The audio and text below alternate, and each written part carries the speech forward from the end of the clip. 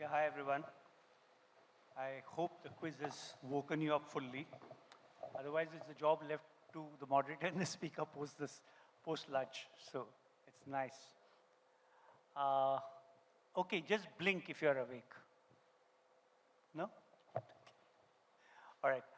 So I must tell you one interesting thing, which is that I'm interviewing Puneet for the second time in 10 days, but the first time was on video and now face to face. So this is a very unusual thing for me, and I'm sure also for him. If you're very good at what you do, generally the best that you can aspire to be is the head of your department, whatever it be, is finance, manufacturing, marketing, etc., right? And what you do after that, typically two things could happen. A, you may be quite content, and that's probably what happens for most people. They're happy to be there, they're glad to have made it. The other option is you leave the company, you start something on your own. And the third thing, which is rare, it does happen, but it's rare, is that you actually go beyond that function to a higher function, okay? And that is the case with Puneet. Puneet has been in a whole wide variety of companies, from Pepsi to Marico, in the early years with Gillette when it was an independent company, right? That time, Gillette was independent. He spent many years with GSK, with Ola, and then now he's been with Tata Consumer Products, though I think when he joined the name was different, but now it's Tata Consumer Products for the last 8, 9 years. So the first 4 years he was in marketing, went on to head the function, and then about 4 years back, he was promoted to president of packaged beverages for India and South Asia. It's been a very very interesting journey, I think very rewarding one as well. And so actually there's this thing that, so when you go into the future and you take a broader role, how much does the fact where you have come from influence what you do, okay? What is it like to be doing something beyond what you were originally trained for? I mean, if somebody came from finance, would his or her view of a company be different from somebody else who came from, say, marketing, right? And on the other hand, one of the advantages you have in marketing is you're consumer-centric. You have a great advantage there. You know the core of your business. So I'm going to be now talking to Puneet basically about what his experience has been in making the transition and lessons that it may have for others in this room who may go on to take on similar roles. So I have a basic question first, which is a basic one, which is that a president of packet beverages would be akin to a COO. Is that closer to that? Yeah, so president, basically the CEO of a business unit. Uh, I mean, that's the simple analogy. I mean, the fact is that I handle tea, coffee, and organic India, and I report to the CEO of the company who handles multiple categories, multiple business units, so to speak. So one can say that the role of a president is more to focus on a particular category or a business unit, and in that sense, it's almost a mini CEO role, one can say. Whereas the CEO for the company will have a larger, broader horizon, will have more company level resources and allocation, M&As, etc. So that's the difference in the scope. So correct me if I'm wrong, but packaged beverages, and where tea is by far the biggest, and coffee and bottled water are emerging categories, and now you've got organic India, but packaged beverages would make like 70% of Tata Consumer Products top line? It is the largest business unit, but our foods portfolio is also growing rapidly. So yeah, about, I would say, 60-40 kind of a thing. 60-40 kind of thing. So to begin with, how has your day-to-day focus changed since, because now you've had 4 years in this role, right? So how has your day-to-day focus changed? So I think the big transition one makes from a marketing to a, I would say, a head of a business role is basically owning the P&L. I mean, at the fundamental level, as a marketing person, you own the brand KPIs, yeah, you own winning with consumer and all. As you transition into business role, you need to start looking and owning the P&L, and by that I mean is For example, in marketing, if you're driving growth, as a business head, you're about driving profitable and sustainable growth. So you need to know and own the P&L end to end, which involves your scope expands to understanding unit economics, gross margins, variable cost. It has I mean, depending on companies, you also have, operations, HR responsibilities, etc. The scope becomes much more wider and the canvas increases. Okay, so for all of you who do not know how large Tata Consumer Products is, so in 23-24, the top line was 17,600 crores. So it's a very, very large company. And in terms of, so are you saying that when you go from marketing to, to your current role, to going above that, to being president, say, the orientation becomes more towards bottom line than it might have been? In marketing, it's more top line, right? And plus other things, of course. No. So when you own P&L, it is both top line and bottom line. And again, your KPIs need to be aligned with what the company strategy is. So I would say it's like, for example, when I was handling marketing or for a marketing person, market share, growth in category, etc. remain. So those don't change. But what gets added on is the driving the top line, keeping in mind, your bottom line also. So you have to deliver EBITDA targets, and then your scope of influencing and owning all aspects of P&L become very, very important. So I mean, very simply, I would say, the buck stops with you as far as the business is concerned. Whereas in marketing, you're still one of the functions, maybe, and depending on the nature of the business, that influence changes. And the way I would say is that in marketing, you are sort of influencing outcome. In a business leadership role, you are owning the outcome. That's very well put. That's very well put. So on a day-to-day basis, could you tell us how, by the way, one of the things I'd like to say is, you could describe it either in terms of your personal experience, or if you choose to broaden it and make a generalization, that's also good. So on a day-to-day basis, how have things changed? So for example, when I was solely responsible for marketing, and not just here, even in previous companies, your work revolves around, basically working on marketing campaigns. You're liaising a lot with creative agencies, media agencies. Of course, you continue working on innovations and all. When you're moving into the business role, all of those remain, of course, but then there are the teams under you sort of take more responsibility on that particular thing, and your scope of interaction increases. So for example, a lot of my daily thing will also be about, having meetings where we are understanding the back-end supply chain. So for example, I handle tea and coffee. A lot of the discussions are about, what is the commodity price? What is the future outlook?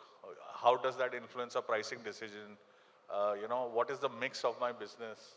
Am I selling more premium product? Am I selling, low margin but high volume products? How do I balance so that sort of starts happening, and marketing and driving campaigns is a subset of that. Do you sometimes miss the creative interaction? Not at all. In fact, I actually find it very fulfilling because again, it depends. I felt it's a natural progression. I've done years of marketing, and like I said, it's not an either or. You're building on what you learned. See, anyway, whichever way you look at it, today, or any business needs to win with the consumer. So in that sense, and specifically if I talk about the industry I've been in, which is FMCG, I think it's a big strength if you have a marketing background. I think where people need to really take the leap, and I have seen a lot of people maybe working for them or not working for them, depending on whether they have taken the effort, is, are you able to build on that foundation, and are you able to translate those marketing acumen into commercial acumen, and hence take that leap. And by that, for example, very simple, practical example is, suppose in marketing the challenge is, you have an insight that, consumers are having more health and wellness choices in beverages, right? So as a marketing, you would do an innovation, you would launch something on that, and maybe that's the scope and it ends. If you're a business head, you would say, okay, I need to launch this. Why? Because it's driving my strategy of premiumization, which is part of the company strategy. But the outcome is that I am able to increase my gross margin. And that is the spectrum of translating a marketing insight or into a company strategy and driving the financial outcome. So that's an example of how. You mentioned this, the fact, I mean, what are the pressures that come uh, in a business which is so commodity driven? Because, rainfall is less, something else happens. I mean, all kinds of things. And how do you keep your margins? What do you do about pricing? Could you just tell us a little about that? Yeah, so the way I look at it is that you need to, the fundamentals don't change because you need to build strong brands so that you make yourself recession proof, commodity proof, whatever. Uh, and the good part is you have a portfolio to play with.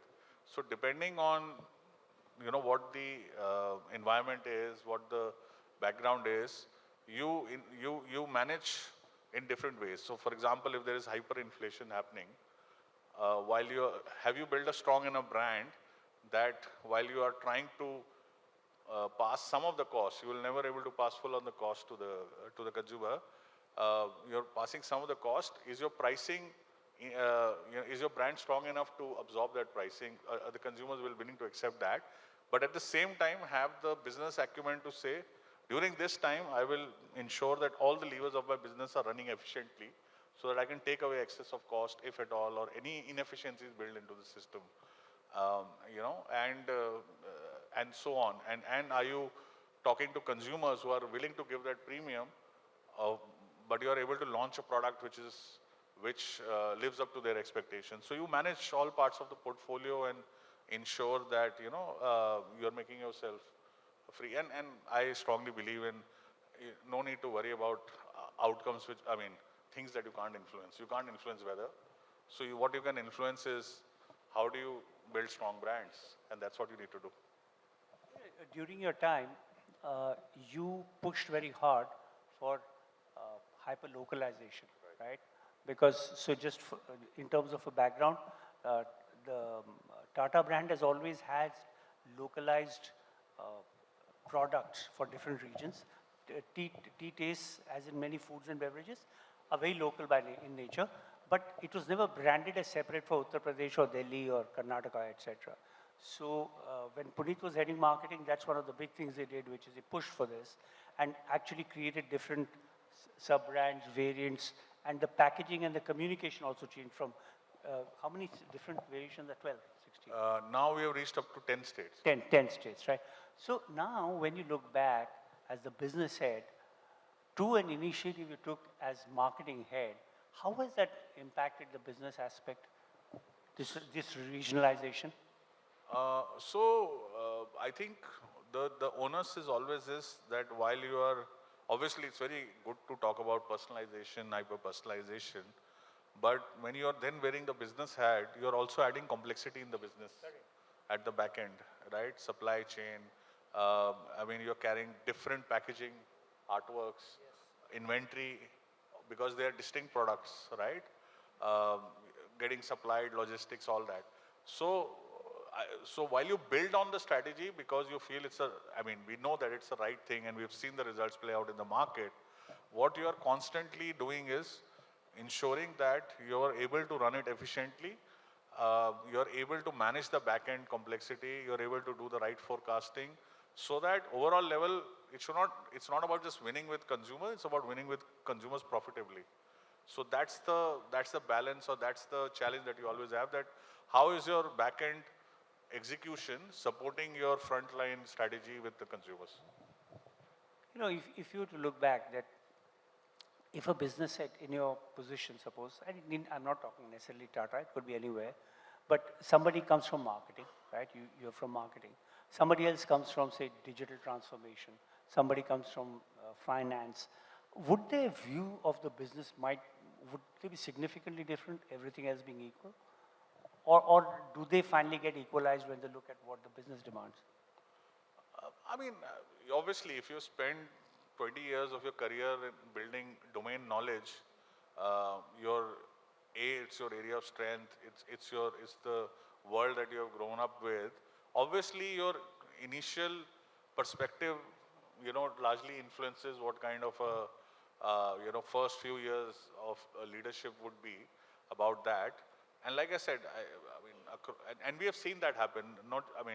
Enough examples in the past of companies where there was a trend at one point in time. A lot of CFOs were becoming, a lot of finance people with background were becoming CEOs of or business heads of a company, and we have seen, maybe the commercial rigor or the financial acumen went up in that, but came at maybe at a cost of consumer centricity or vice versa. So of course it influences, but I think the important part is the transition only happens if the leadership believes that you are able to do that.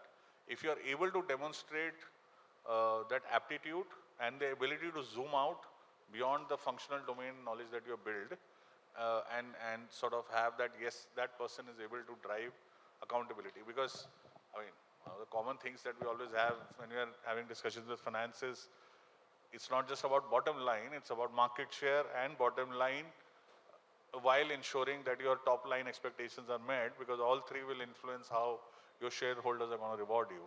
So I think a lot of times when you're handling functional roles, you almost feel that are you at odds with each other. But when you're a business head, you have to, the challenge is how do you complement these roles.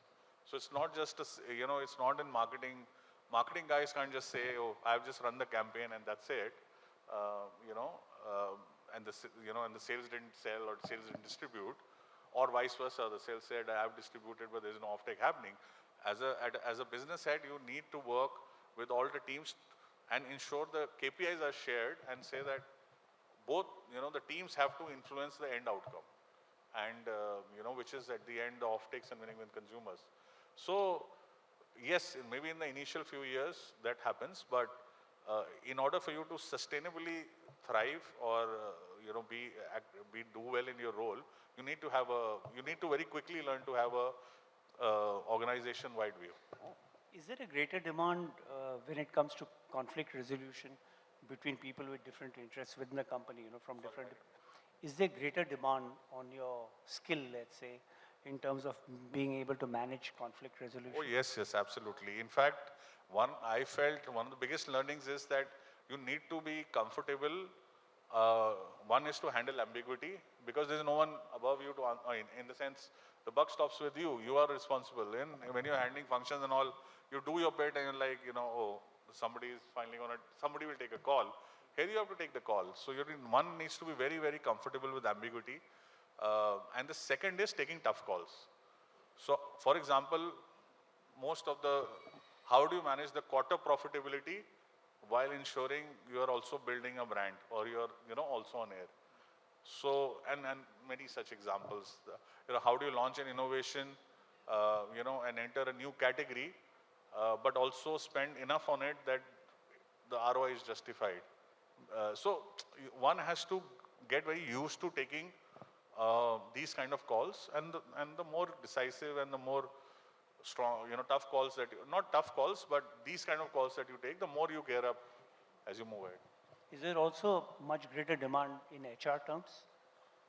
Oh yes. I think as you get into leadership roles, in fact in any role, but definitely as you get into leadership roles, the myth is not that a leader can do it. At the end, and I've always said that in any of my, whenever I've sort of spoken about it's the teams that make you successful. So one needs to ensure that you have the right people, they're motivated, skilled, you are unlocking constraints, you're ensuring no constraints come in their way.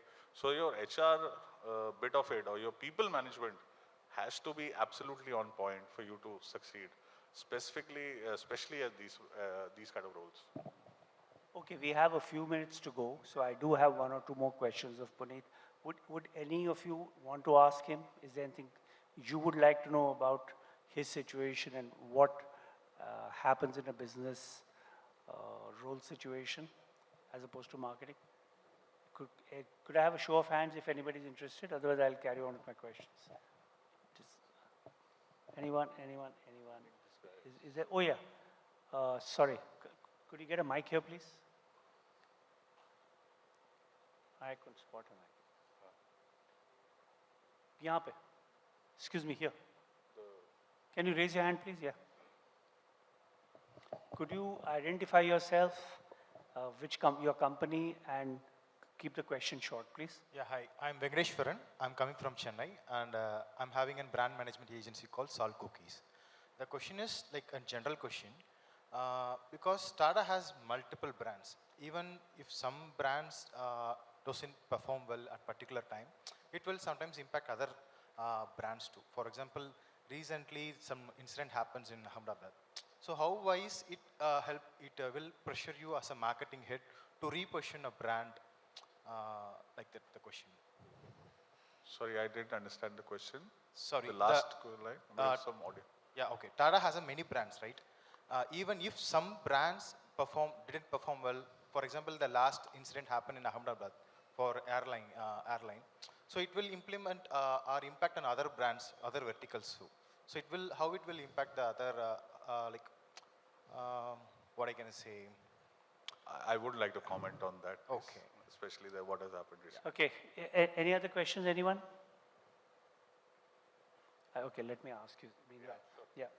So, last thing would be, is there anything you'd like to, any suggestions you might have to marketers, young marketers, who may tomorrow run businesses? Yeah, sure. I think, like I said, just summarizing or picking up some of the things in my learnings is, start having and learning financial and operations of your businesses very, very quickly. Start understanding financial levers, gross margins, variable cost. Start understanding operations of your business. What is building cost in the system? What is your return on assets and so on. Because the more comfortable you start becoming with that, the better prepared you will become to start taking over as and when these roles come. Second is, start influencing outside your marketing domain. Start building your influence outside that. Because a lot of, when I was in marketing also, it's always easy to just keep your, whatever daily interactions between sales, marketing and agencies, and that's it. Your whole day can, sort of go. Take out time to look at different functions and, what is the impact to the business that they are bringing? What are the interlinkages? So that is I think, the other. And third is, I think start having an outcome mindset. A lot of, obviously, and it's an evolution for everyone who's. Could you expound on that? So for example, just working, and I've seen happen to the best of marketers is, the end energy is spent in just getting the campaign out of the door. I have launched a great campaign, and that is what gets talked about. Start being accountable for what and hence what. So what is the campaign able to influence outside the brand matrix? You, as a marketer, you own brand matrix. So start thinking beyond impressions, consideration, preferences. How is that getting translated into market share? How is that market share influencing what the CEO has laid out the strategy? So like I gave an example that if the CEO or the business strategy is about that we need to expand margins very broadly, then what is the role you as a marketer are playing in that strategy? So and like I said, the example of growing your premium end of the portfolio much faster because that's where you can make more gross margins and so on. And I think and those are and then obviously start, while marketers generally I would say are very good storytellers, but when you become a business leader, you need to be very concise, need to be very very clear-headed in terms of strategy, and that needs to come out in the presentations, in the reviews that you are doing. And that's a skill set, again, one needs to start building very, very quickly. That how do you give out this long-winded marketing story, very, very succinct form, which can be understood, potentially when you become the CEO and all that, by investors and, by the board also, so to speak. Yeah. Great. I think that's wonderful. I mean, going from a large picture to a much larger picture. Thank you very much. I think you painted it very well, Puneet. Thank you. Thank you, audience. Thank you. Could I have a round of applause, please?